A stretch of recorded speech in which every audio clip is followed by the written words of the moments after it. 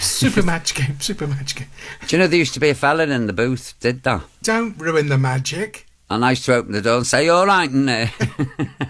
It's because you've been in there for 3 hours. It'd be like, you'd have to, turn the clues over. Do you have a blankety-blank checkbook and pen? I do, actually, yeah. Do you? Yeah. Oh, I'd love to see that next time I'm round. Oh, I'll get it out the safe. Thank you. Right, you want to carry on with your quickies? Blankety-blank checkbook and pen. Are you trying to torture me or something today? What is it you're doing, Malcolm? You all the way through this programme, there's my little nitpicks, little niggles, little this, deliberate mistakes, all designed to throw me. And now what do? Now you want to know if I've got a checkbook and pen? It's heavily tarnished. Anyway, where was I? I was in the middle of a quickie. Oh, this is because of Robin Meath, isn't it? Yes. Kicked all this off. Anyway, a big hello to Kieran Mullen and his partner Lee. Hope you're enjoying your R&R. What's an R&R? Rest and recuperation. Oh, right, OK. I thought it was some sort of like modern B&B. And happy birthday to Clive Baines, who's in Walsall. Pam and Peachy think the world of you, Clive, and hope that you like the socks. And finally, John Harden would like a song for his partner Heather, whom he loves very much. And they don't see each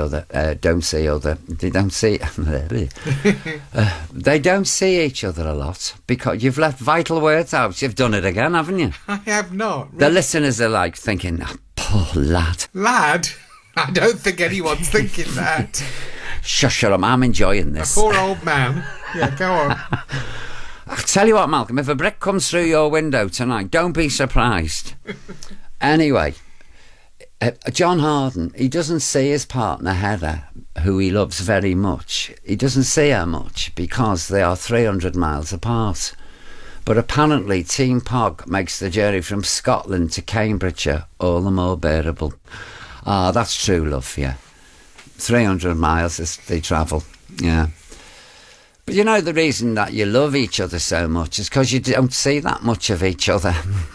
Honestly, I don't believe an absence makes the heart grow fonder at all. I really don't. Out of sight, out of mind is my motto. Anyway, listen, if you'd like to contact the show or send me a thank you nomination, or indeed if you'd like me to include your deceased pet, then please email me, paulogrady@bbc.co.uk. But be quick. We only have 4 shows left in this series. Well, that's it from me. I hope you've enjoyed the show. Up next on 2, we've got Tony Blackburn himself, and he's bringing us his golden hour to Sunday night as he spins his personal pick of the hits from across the decades. He's such a nice bloke, Tony Blackburn. He really is. He's a great fella. And anyway, enjoy his show tonight. And Malcolm is the other end of the scale, quite frankly. We'll be back next week at 5 o'clock. OK, so until then, look after yourselves, stay safe and well, and we'll speak next week. Ta-ra, everyone. I'm Paul O'Grady, and this is Radio 2 on the BBC Sounds app, on your smart speaker, and on 88 to 91 FM. BBC News at 7 o'clock. This is Catherine Cracknell. The second TV debate in the Conservative leadership election is just getting underway, with the remaining 5 candidates hoping to shore up support before Tory MPs resume voting tomorrow. Earlier, one of those hoping to succeed Boris Johnson, Penny Mordaunt, hit back at what she claimed were smears against her, insisting it should be a positive contest. She's faced questions over what she stands for, but the Conservative MP Dame Caroline Dinenage said her position on many issues was clear. Penny's very much a sort of low-tax, small state Conservative, but she also believes that we need to invest to support people through really difficult times. She's not making wild taxation cut promises, but she has said that she'd like to reduce, to halve the VAT on fuel to try and support people through the difficult months ahead. So we're beginning to see the cut of her jib, and I think people are really appreciating that. The UK's first ever red extreme heat warning is set to come into effect from midnight across parts of England as the country braces itself for record high temperatures. Health officials have warned people to protect themselves and others during the peak of the heatwave. Andy Curran, who's a consultant at Lancashire Teaching Hospitals, says they've been preparing for an increase in patients. Yesterday we had a really concerted effort on discharging patients from hospital who were appropriate to go to maximise our capacity within our existing beds. Red base. We often focus on our frontline services like ambulances and the emergency department, but both those services need to have patients to flow out of them. So making sure that only people that need to be in hospital has made a big difference for getting flow through. Police say a 43-year-old woman who was killed in a dog attack in South Yorkshire on Friday was bitten by an American bully XL. A 42-year-old man remains in hospital after being injured during the incident in Rotherham. The French President Emmanuel Macron has warned that anti-Semitism is still rampant in the country as he marked the 80th anniversary of an outrage committed against Jews in Nazi-occupied France during the Second World War. Warren Bull reports. On the 16th and 17th of July 1942, more than 13,000 Jews were detained by French police in Paris. They were held at the Winter Velodrome before being sent to Nazi extermination camps elsewhere in Europe. Many of them never returned.